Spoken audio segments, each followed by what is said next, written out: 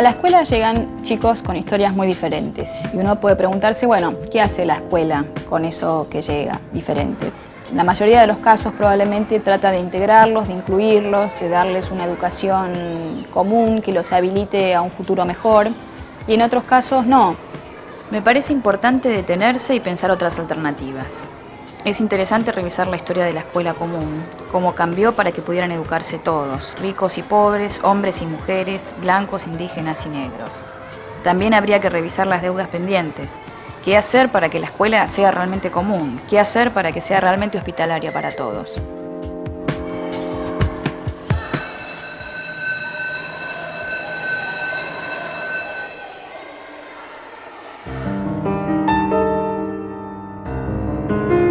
Maestros hay desde la Fundación de Buenos Aires. Ahí vino un maestro con Juan de Garay. Allí hubo una primera especie de escuelita. Y escuelas, en realidad uno podría decir que empieza a haber en el siglo XVIII escuelas más consistentes. Bueno, antes en realidad había escuelas en los conventos, escuelas parroquiales, escuelas. En el siglo XVIII ya empieza a haber algo más consistente, que son las escuelas parroquiales, y luego ya acercándose hacia el final del XVIII y sobre todo, digamos, en la época de los Borbones, empieza a haber escuelas del rey. Las escuelas del rey se convierten después de la Revolución de Mayo en escuelas de la patria, y esas escuelas de la patria, en realidad multiplicadas, son las que en los caudillos van a estructurar como protosistemas educativos, ¿no? Realmente el sistema se arma en la segunda mitad del siglo XIX. Casi uno podría decir que la presidencia de Sarmiento lo que hace no es fundar la escuela argentina, sino terminar de articular el sistema.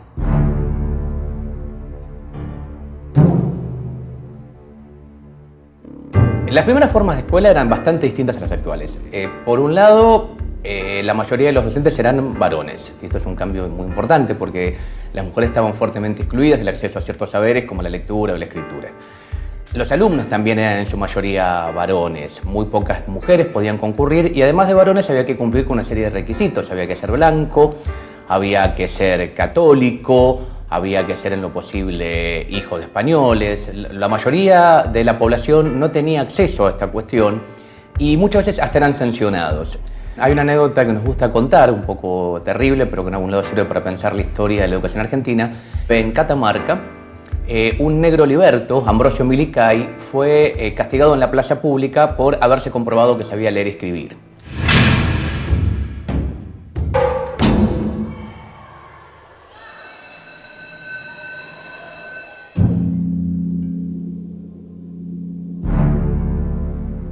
La escuela común surge en contraposición a escuelas diferenciadas, ¿no?, en el siglo XIX. Sobre todo en la época de la colonia, pero después de la colonia también subsiste la idea de que los indios y las castas, se los llamaba los negros y los mulatos y mestizos, tenían que tener escuelas diferentes, ¿no? Por ejemplo, incluso la Sociedad de Beneficencia, que organiza Rivadavia para la educación de las niñas, ¿no? Los niños iban a unas escuelas y las niñas iban a otras. La Sociedad de Beneficencia pensaba que tenía que tener una escuela para castas, ¿no?, específicamente que fuera distinta de las escuelas para niñas blancas, ¿no? Y así sucesivamente. También había escuelas para indios, ¿no?, y para otros grupos étnicos y sociales. Cuando aparece la escuela común y cuando las leyes de educación obligatoria, gratuita y laica en la década del 80, se supone que esto no tiene que seguir sucediendo. Sin embargo, hay muchos relatos de indígenas y de mestizos que decían que no estaba bien visto en el pueblo que ellos fueran a la misma escuela que iban los blancos de la zona, ¿no?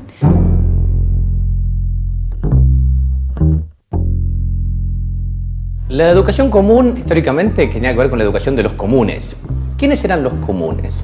Se hablaba de los que podían llegar a ocupar cargos políticos, de los que podían llegar a mandar. Una vez más, de los hombres, de los blancos y de los católicos, ¿no? De la idea de criollo. Si uno piensa en el origen, cuando comienza la independencia, cuando se decía criollo estaba pensando en estas características. Estos eran los comunes que tenían que ir a educarse. Esto se va a complicar muy fuertemente con el comienzo del siglo XX, con la llegada del inmigrante.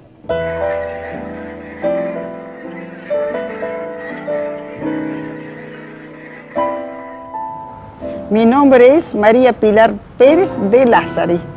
Tengo 90 años. ¿Dónde nació Pilar? Soy de España, de la provincia de Pontevedra.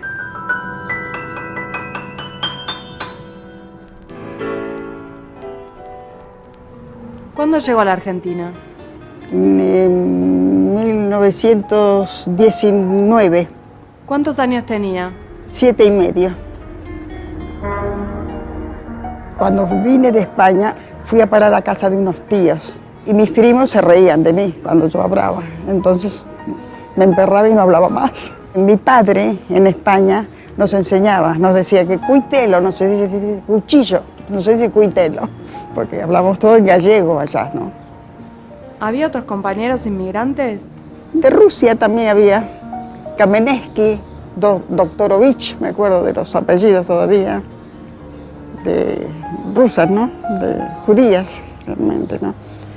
En las clases, porque había religión en aquel entonces, le permitían retirarse de la clase, pedían permiso y se iban afuera, porque tenían su religión ellos, ¿no?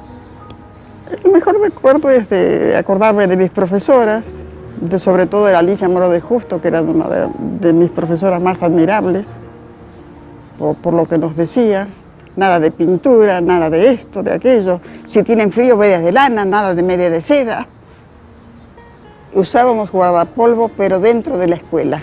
No andábamos por la calle con guardapolvo, lo llevábamos doblado en la cartera, dentro de la valija, con sombrero, digamos, ¿no? Mi madre era muy cuidadosa y cuidaba mucho la ropa, entonces ponía remiendos. Entonces en la escuela observaban eso y le regalaban guardapolvos a los que veían. Y a mí yo no quería, era un poco orgullosa, ¿no?, que me regalaran. Y entonces me regalaban y a mí me molestaba eso, que me regalaran el guardapolvo, ¿no?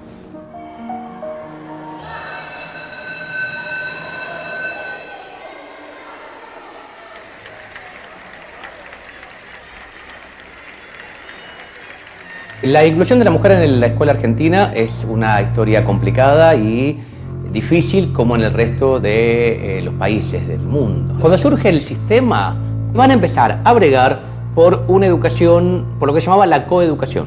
Educar en igualdad de condiciones y en las mismas aulas a hombres y mujeres.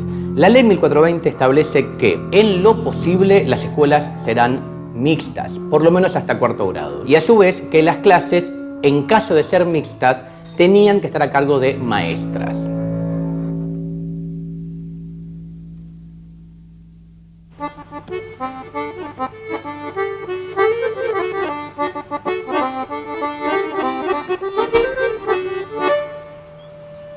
Mi nombre es Fanucha Falkov. Yo nací en Rusia. Vine de 4 a 5 años, entre 4 y 5. Yo hice mi primario, mi hermana dejó, ella tenía vergüenza, porque le daba vergüenza no hablar el castellano, era más consciente de su invalidez, digamos. Seguí, terminé el primario y yo hablaba con la EAE cultural tipo francés, pero era de rusa. Iba a entrar al secundario, entonces una amiga, tenía una hermana mayor que nosotras dos, dice, yo te voy a reeducar para que no entres haciendo papelones, para que te sientas bien. Y me hizo una gimnasia de una semanita, poniendo la lengua donde debe ponerse en el paladar y no hablando con la garganta. Pero en ese momento, cuando ingresé al primer año, éramos 2 mujeres, después se sumaron a 5 y 25 chicos. El rector, que era un cura, muy amigo de los alumnos judíos. Decía que eran los más inteligentes alumnos que él tenía. No era cierto, pero bueno. Él sabía adular. Lo que sí recuerdo, que estábamos sentados en hilera de un banco, entonces cuando nos daban una prueba escrita, pasaba por los bancos. Y las 2 chicas, y luego las 3 o las 4, estábamos siempre en el primer asiento. Entonces le encantaba rozarnos con su pierna las piernas nuestras. Lo dejábamos, porque lo queríamos tanto que ¿qué más da? A mí, por discriminación, no lo he sufrido nunca, pero sí lo sufrí con mis hijos. Tenía una maestra en 6º grado, las 2 chicas, la mayor quiero decir, perdón, que era muy católica. Entonces en esa época se daba religión en las escuelas. Entonces se hacía salir a Laura, que era judía, y a una amiga de Laura, que era agnóstica. La madre de esta chica agnóstica no fue a quejarse. Cuando Laura me lo contó, me sentí morir.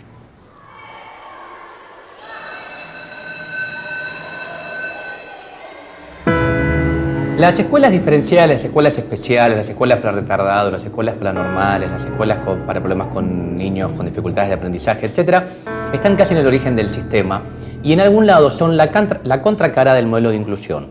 Las escuelas diferenciales o especiales ya están sobre comienzo del siglo XX y van a ser destinados a aquellos que no pueden aprender por algunos motivos. Hay toda una pasión en la escuela argentina, como en el resto de las escuelas del mundo, va a haber una pasión de clasificación de alumnos, de clasificación de niños y muchas veces desde modelos médicos. Uno puede ir viendo cómo siempre hubo niños retardados, atrasados, distraídos, afásicos, disléxicos, silábicos, con ADD, con problemas de atención, con problemas de movilidad y también cómo estas enfermedades, supuestas enfermedades, aparecen en ciertos momentos históricos.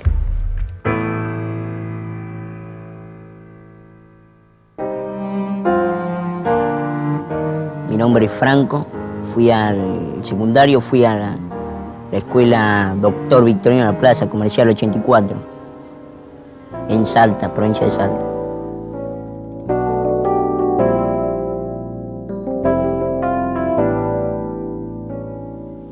Yo todo el primario había ido siempre a un colegio, había pasado de colegio en colegio, pero siempre había ido normalmente, amén de mis problemas. Y cuando quise empezar el colegio secundario, me había anotado en un colegio secundario privado y el dueño del colegio me pidió que tenía que ir con una niñera porque él no se podía hacer cargo de nada de lo que me fuera a pasar. Así que esa situación devino en que terminara en una escuela pública. ¿Y cómo te fue en la escuela pública?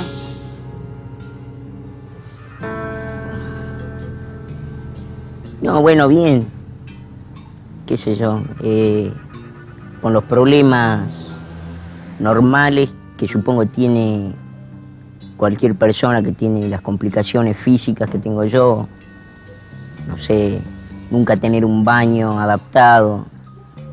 El ingreso a la escuela era un desastre, tenía escaleras. Después eso, después de mucha pelea, hubo justo un momento que había un cambio de fachada de la escuela y en la entrada pusieron una rampa para que pudiera entrar. Nunca formé fila yo, siempre me puse al costado. No me gustaba formar fila porque no. En el primario recuerdo que lo hacía, yo en el primario iba al colegio en un triciclo, no llevaba todavía la silla de ruedas y formaba fila, me ponía delante de todos, creo que porque me obligaban a ponerme delante de todos, porque era el más chico, el más petillo. Yo recuerdo que tuve una época que iba a la escuela secundaria, iba en una bicicleta, pero con 3 ruedas. Bueno, yo iba a las clases de educación física que eran a la tarde y quería hacer algo. Quería hacer alguna actividad física. No quería que me aprobaran en educación física porque sí. Porque aparte yo me preguntaba, ¿y qué nota me van a poner en educación física si yo no hago nada? Y entonces me recuerdo que hacían correr a los pibes alrededor de un estadio de fútbol que había al frente de mi escuela. Y yo iba con la bicicleta, con la tricicleta, y quería dar la vuelta yo también. Y el profesor me decía que siempre me decía lo mismo, que no era necesario hacerlo, pero yo lo hacía. De vez en cuando lo hacía. Después me empecé a cansar y no la hice más.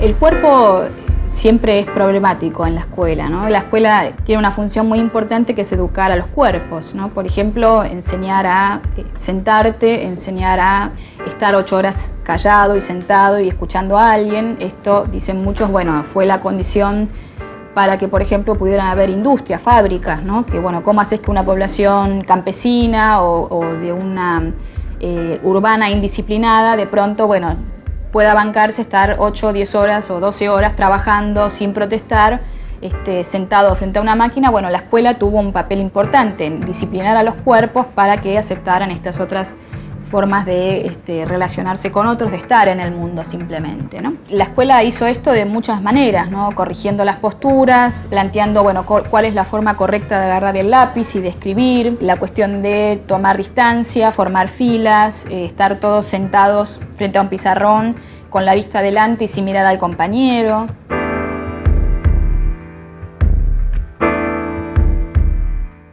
La idea del guardapolvo era plantear un ámbito más higiénico y más limpio, ¿no? Y cuando aparece en esa época se dice por un lado que todos los chicos luzcan iguales y así de alguna manera abolir las diferencias sociales o que no se noten en la escuela.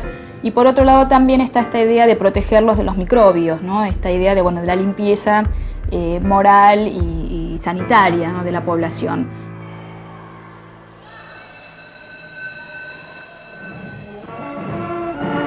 El presidente de la República iza al tope del mástil la bandera de la patria y un aplauso emotivo rubrica la trascendencia del acto. Es el comienzo de otro... Habría como 4 o 5 rasgos que van a identificar la educación durante el peronismo. Por un lado, una enorme expansión matricular.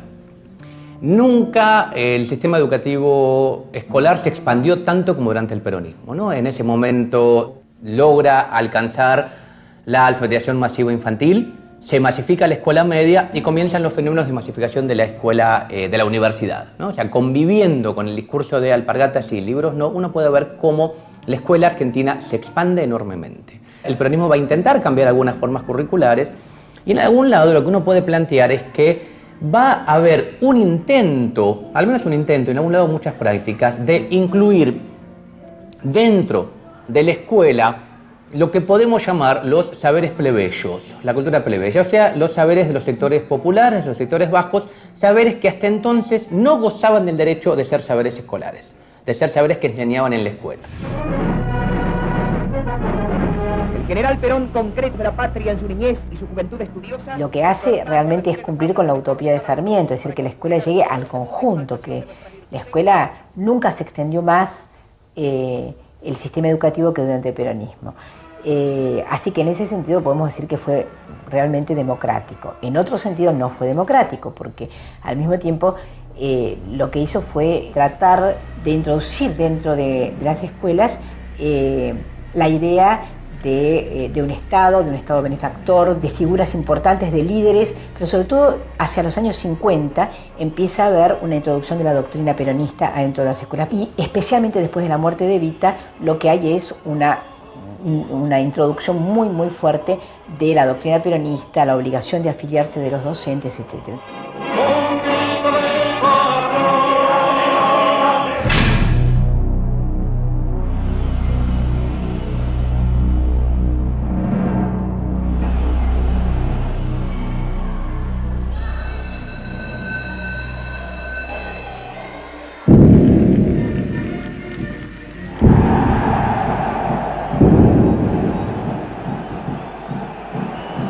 La historia de la educación de la dictadura todavía falta escribirla, todavía sabemos bastante poco, todavía las ideas están muy abiertas, estamos empezando en estas líneas. Uno encuentra los documentos, uno lee esos aterradores documentos de aquella época y uno puede ver cómo el campo de lo que era digno de ser reprimido es enorme. En 1978 hubo un documento que sacó el Ministerio de Educación que se llamaba Subversión en el ámbito educativo, conozcamos a nuestro enemigo, que es un manual para identificar subversivos. Y uno puede ver ahí las frases que supuestamente decía un subversivo, y las frases iban desde pedir la libertad de los presos políticos o el retiro de la policía de la universidad, como cuestionar que un docente haya desaprobado la mitad del 50% del curso o pedir nuevo examen. Uno puede ver ahí cómo aparece esta idea de que todo es digno de represión. Las censuras, las desapariciones, la uniformización. Los que padecimos la escuela media en la dictadura recordamos el tema de uniformes, pelos cortos, pararse bien, tratar de usted. Por un lado, toda la lógica represiva, ¿no? La censura y demás. En la dictadura de del 76 al 83 yo creo que fue terrible. Hubo un aniquilamiento de la memoria, de la conciencia, de la transmisión cultural. O sea, yo creo que ahí se produjo un quiebre en la transmisión cultural que hoy lo estamos viendo. Yo creo que ese fue el mensaje de la escuela de la dictadura, ¿no? El mensaje fue a olvidar, ¿no? A olvidar y a no aprender muchas cosas.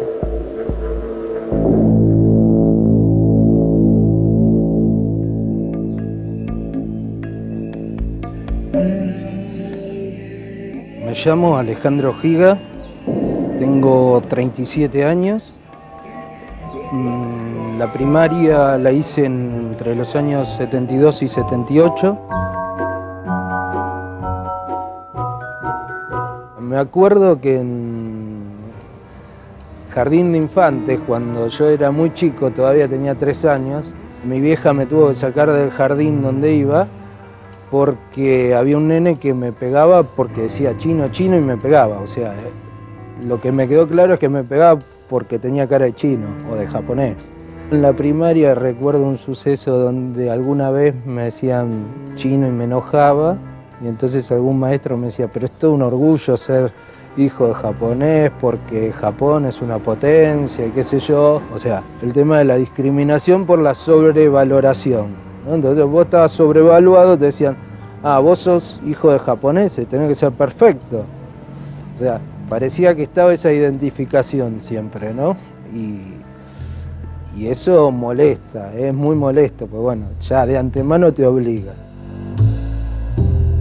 El tema del pelo, del uniforme, yo hablo de los primeros años de la secundaria mío, que fueron del 79 al 82, básicamente.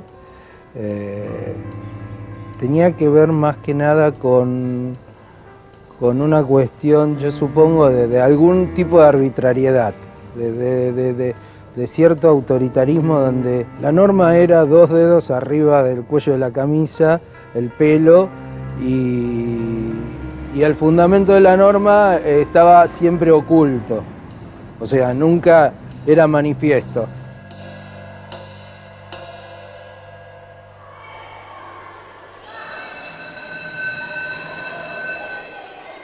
¿Dónde pasa lo común? ¿Cómo se define? ¿Cuál es el saber?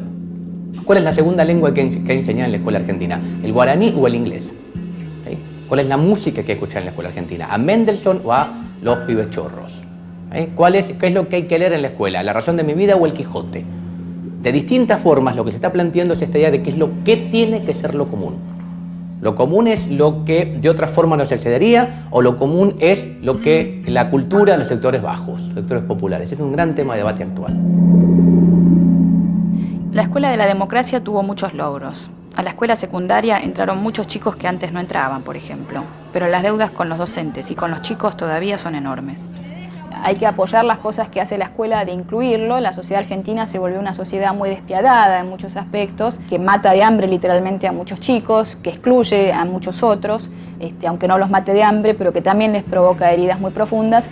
La escuela sigue siendo un espacio que, por elección o por imposición, está obligada a aceptar a todos esos. Me parece que tenemos que trabajar desde la escuela para que la sociedad sea más inclusiva con los chicos, más hospitalaria. Sean como sean, vengan de donde vengan, hablen la lengua que hablen. Hay que valorar la diferencia, lo original y productivo que cada uno aporta. Es un camino para reparar las desigualdades e injusticias que hoy tanto nos duelen. Me parece que ahí hay todavía mucho trabajo por hacer, mucho trabajo desde los docentes, desde las autoridades, también desde los propios chicos, ¿no? De tener una propuesta o una perspectiva más integradora, más pluralista, ¿no? De pensar al otro como un igual, de pensar al otro como alguien que es valioso, que me puede enseñar cosas valiosas sobre mí mismo, y que me puede ayudar a ser mejor, mejor persona en un punto, ¿no? Mejor ciudadano.